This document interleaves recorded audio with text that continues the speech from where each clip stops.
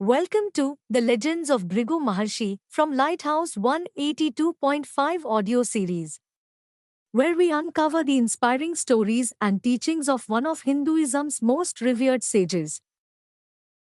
Bhrigu Maharshi was one of the 9 Brahmas born from the heart of Lord Brahma. Bhrigu Maharshi married Khyati, the daughter of Kardama Prajapati. She bore him two sons named Dhata and Vidhata, and a daughter named Sri. He also had a wife named Usana. She bore him a son named Kavi, also known as Usanasa, who became Sukracharya, the guru of the demons. Uloma was another wife of Bhrigu. She gave birth to Chavana Maharshi. In this way, Bhrigu Maharshi had many children and expanded the Bhrigu lineage. Once, the gods defeated the demons.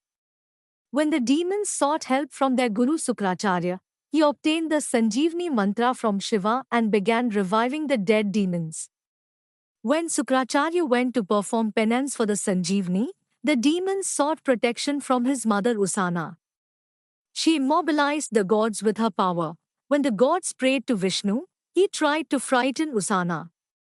As she was about to curse him, he cut her throat and killed her. Enraged by his wife's death, Bhrigu Maharshi cursed Vishnu to be born as a human and experience deaths and sufferings. Vishnu, affected by Bhrigu Maharshi's curse, asked for forgiveness. The sage, accepting it as fate, blessed Vishnu, saying his avatars would benefit the world.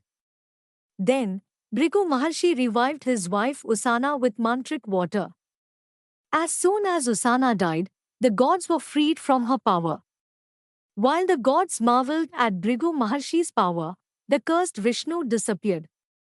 Once, sages performed a yagna on the banks of the Saraswati river. The question arose as to who among the Trimurti was the greatest. Bhrigu Maharshi was appointed to determine this. He first tested Brahma, then Shiva, and finally Vishnu. While Brahma and Shiva became angry, Vishnu apologized and showed respect even when Bhrigu Maharshi kicked him. Thus, Bhrigu Maharshi decided that Vishnu was the greatest among them. King Yuvanashva, who had no children, prayed to Bhrigu Maharshi. After long penance, the sage compassionately performed the Putrakameshti Yagna.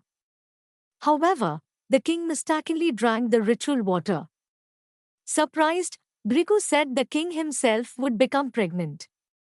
After 100 years, a son named Mandhata was born from the king's body. Mandhata later became a famous emperor. When Bhrigu Maharshi was in the Vindhya mountain region, a great famine struck the country. So he went with his disciples to Mount Kailash to perform penance. One day, a man with a tiger's face came to the sage with his wife. He said he was a Vidyadhara named Sumukha and that this happened to him while returning from visiting Indra. Bhrigu Maharshi told him that this happened because he wrongly applied oil after the Ekadashi Vrata in Krita Yuga, and that bathing in the coming month of Magha would suffice.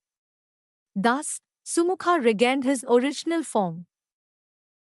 While Bhrigu Maharshi was performing penance on Mount Kailash, Jamdagni died. Bhrigu Maharshi stopped Renuka Devi from committing sati and revived Jamdagni. Later, Parshurama came and began performing penance under Bhrigu Maharshi. Parshurama's intense penance became unbearable for others. Then Bhrigu Maharshi advised Parshurama to perform penance for the world's welfare. Following this advice, when Parshurama performed penance in the Himalayas, Shiva appeared and granted him the Bhargavastra. In this way, Bhrigu Maharshi guided his descendants. Thank you for joining us on this journey into the life and teachings of Bhrigu Mahamuni. Join us next time for more fascinating stories and insights.